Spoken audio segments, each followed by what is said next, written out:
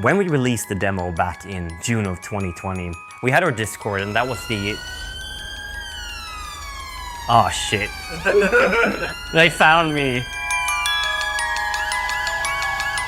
We found the location. Alpha moving in.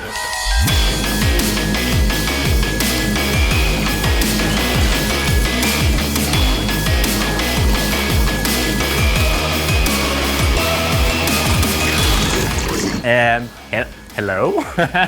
My name is William Saul, and I am the sound and music guy for this project, and I'm also doing a lot of programming.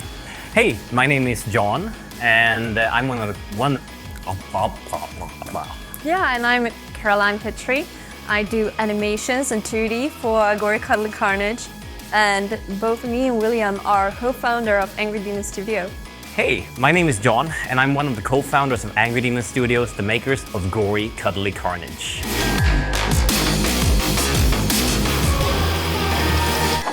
Gori, the perfect pet. Gori, Cuddly Carnage is our hoverboarding skate and slash. Where you play as a cat on a hoverboard, slicing unicorns. Yeah.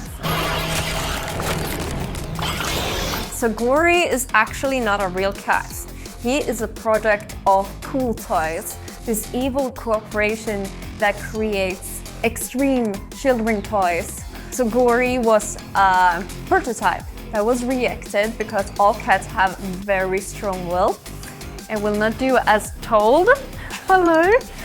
And as you can see, so they came up with another better pet toy, which was the unicorn. And who would not love to have a real living unicorn as your best friend? They slowly mutated though and started to attack humans, so it is up to Gori and his team to save the world. The idea started 5 years ago. We started everything in a thought of having a really cool mechanic that we wanted to build our entire game on.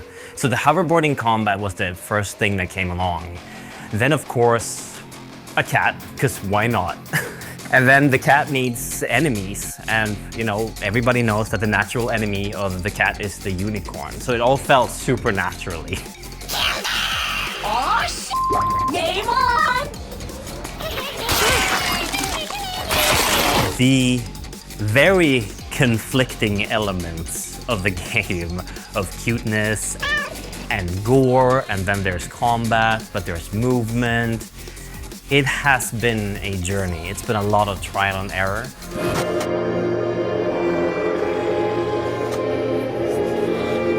Before we started with Gori, we worked on horror games.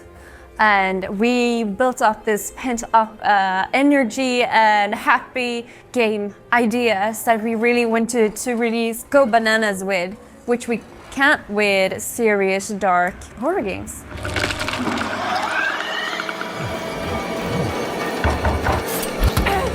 Yeah, this is kind of like a teenage reaction against the horror genre. Another day, another dollar. Every morning is a blank canvas. Time to chase the dream and... Error. Inspirational quote 542. Not found.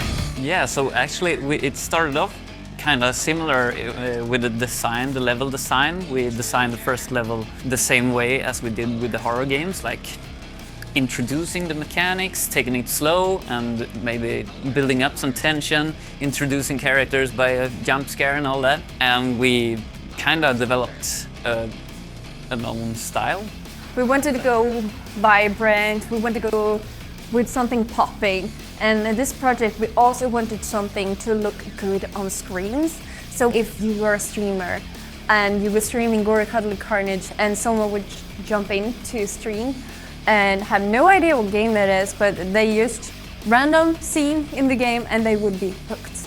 They would like what they were seeing. And that was difficult with our horror games because there is a lot of walking and there's a lot of dark corners. Now we have a lot of skating and a lot of slashing. Carnage. Yeah.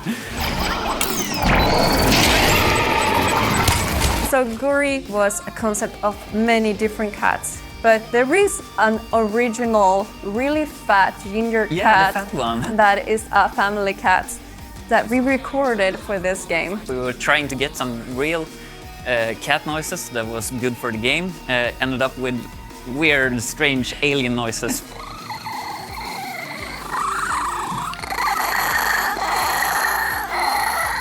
That Yeah. cat could make sounds. We used it for the unicorns, basically, Yeah. instead. If I think back on the project, I think that there's always something that I want to improve upon, something to make better, something that we can add. I guess it's just the curse of being a dev. It's that you always want to keep going, you always want to add more things, you always want to polish. It's awesome to see people play the game, people enjoying the game really well. It is really cool, but it's also so scary. We're almost there. Gori and the development of Gori have been part of our life for so long, and it's almost at its end. And seeing people playing our game, playing our baby, basically, it is amazing, but it's also so scary. It's been a lot of trial and error with a lot of awesome help from our community, just from creators, from people playing the game, sharing their feedback with us. We released a first viable demo to the public in about June or July of 2020. And since then, we've just put out like a new demo, gathered the feedback from that, improved upon the game, and the cycles have been many. I had no idea what we took on when we started the project, but I'm kind of glad we did.